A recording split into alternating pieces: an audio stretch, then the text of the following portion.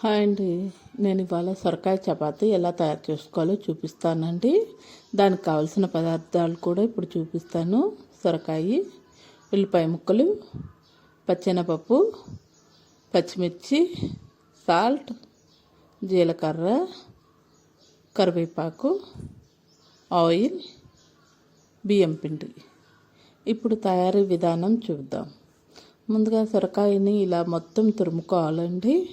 దీంట్లో గనక గింజలు ఉన్నట్లయితే ముదురుగా అయితే పడేసుకోవాలండి, లేత అయితే ఉంచుకోవచ్చు. మీరు గనక తినగలము అనుకుంటే ఉంచుకోవచ్చండి, ఇబ్బంది అయితే ఉండదు. ఇదండి శనగపప్పు అండి, 1 గంట నానబెట్టుకున్నాను. ఈ సొరకాయలో వాటర్ అయితే పడేయకూడదండి, ఈ వాటర్తోనే పిండి కలుపుకోవాలన్నమాట. పచ్చెనపప్పు గనక నానబెట్టకుండా వేశారు అంటే గట్టిగా ఉంటుంది, బాగోదన్నమాట. అందుకని 1 గంట ముందు నానబెట్టుకోవాలి. అందులో కాస్త జీలకర్ర వేసుకోవాలండి. ఇదైతే ఉల్లిపాయలు, పచ్చిమిర్చి, ఉప్పు వేసుకొని కచ్చాపచ్చిగా మిక్సీ పట్టుకున్నానండి. దంచుకుంటే ఇంకా బాగుంటుందన్నమాట. మెత్తగా అయితే గ్రైండ్ చేసుకోకూడదు అనమాట. ఇది పలుకులుగా ఉండాలి. ఇప్పుడు మొత్తము కలుపుకోవాలండి. అందులోనే కరివేపాకు కూడా వేసుకోవాలి. ఇంకా ఇందులో బియ్యం పిండి వేసుకోవాలండి. బియ్యం పిండి మెత్తగా పట్టించుకోవాలి. ఎంత పడితే అంత బియ్యం పిండి వేసుకొని చపాతీ ముద్దలాగా అయితే కలుపుకోవాలండి. వాటర్ అయితే అసలు యాడ్ చేయకూడదండి, ఓన్లీ ఈ సొరకాయ వాటర్తో మాత్రమే పిండి కలుపుకోవాలి. ఇప్పుడు వేసవి కాలం కదా, కాబట్టి కంపల్సరీగా డైలీ ఏదో ఒక రూపంలో సొరకాయ అనేది తినాలండి. ఇప్పుడు పిండి ముద్దకు చేతికి పిండి అంటుకోకుండా 2 స్పూన్ల ఆయిల్ వేసుకొని అయితే కలుపుకోవాలండి. బాగా ఇలా కలుపుకుంటే బాగుంటుంది. ఇప్పుడు ఈ సైజులో, మీడియం సైజులో అయితే ముద్దలు చేసుకోవాలండి. అంటే చపాతీ పిండి కంటే కాస్త పెద్ద ముద్ద అనమాట. ఇలా తక్కిన పిండి మొత్తం కూడా ఇలాగే ముద్దలు చేసి పక్కన పెట్టుకోవాలండి. ఇప్పుడు ఒక పాలిథిన్ కవర్ కానీ ఆయిల్ ప్యాకెట్ కానీ కట్ చేసుకోవాలండి. దానికి ఆయిల్ అప్లై చేసేసుకొని ఈ పిండి ముద్ద పెట్టాలండి.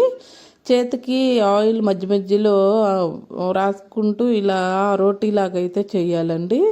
చపాతీ కర్రతో అయితే చేయడానికి రాదండి, చేతితో మాత్రమే ఒత్తుకోవాలన్నమాట. ఇలా చేసుకున్న వాటిని ఆయిల్ ఎక్కువ వేసుకొని డీప్ ఫ్రై చేసుకోవచ్చండి. లేకపోతే ఒక తపాలకు మందంగా చేసుకొని ఈ పిండి ముద్దని అంటించుకున్నారు అంటే తప్పలెంటు అని అంటారండి పూర్వకాలంలో వాళ్ళు. నేనైతే ఇలా రోటీలాగా చేశాను అనమాట. ఇప్పుడు వేసవికాలం వచ్చింది కాబట్టి డైలీ సొరకాయ లాంటి వాటర్ ఎక్కువ ఉన్న కూరగాయలు ఎక్కువ తీసుకోవాలి కాబట్టి డైలీ ఏదో ఒక రూపంలో సొరకాయ అయితే మనం తీసుకోవాలండి.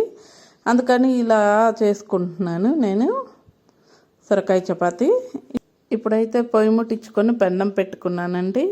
పెన్నము కాస్త హీట్ అయ్యే వరకు కాల్చాలండి.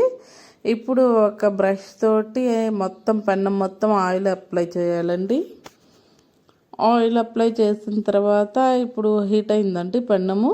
ఈ చపాతీ తీసుకొని పెన్నం పైన వేయాలండి.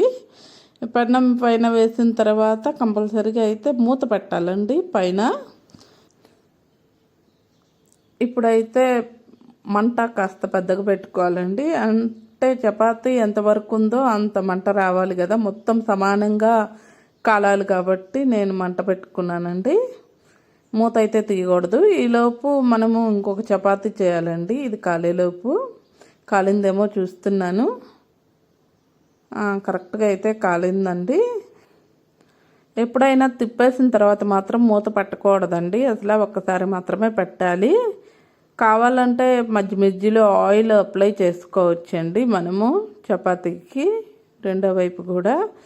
కొంచెం ఎక్కువగా గనుక కాల్చుకుంటే క్రిప్సీగా ఉంటుందండి, లేకపోతే మాత్రం మెత్తగా ఉంటుందన్నమాట. పెద్దవాళ్ళు ఉంటే ఇలా మెత్తగా కాల్చుకోవడమే మంచిదండి పిల్లలకైనా కూడా. ఇప్పుడు అన్ని చపాతీలు ఇలాగే కాల్చుకోవాలండి. చపాతీ వేసేటప్పుడు ఫస్ట్ మళ్ళీ ఆయిల్ అయితే అప్లై చేయాలండి, అప్పుడే అంటుకోకుండా మాడుతున్నట్టుగా కాకుండా బాగా కాలుతాయి అన్నమాట. అంతేనండి, చాలా టేస్టీగా అండ్ సింపుల్గా ఇలా చపాతీ అయితే రెడీ అయిపోయిందండి. ఇదైతే ఎవరికైనా బాగా నచ్చుతుంది, మీరు కూడా తప్పకుండా ట్రై చేయండి. ఎలా ఉందో ఇప్పుడు ఫస్ట్ మా వారికి అయితే ఇస్తున్నాను, తిని ఆయన చెప్తారనమాట ఎలా ఉంది.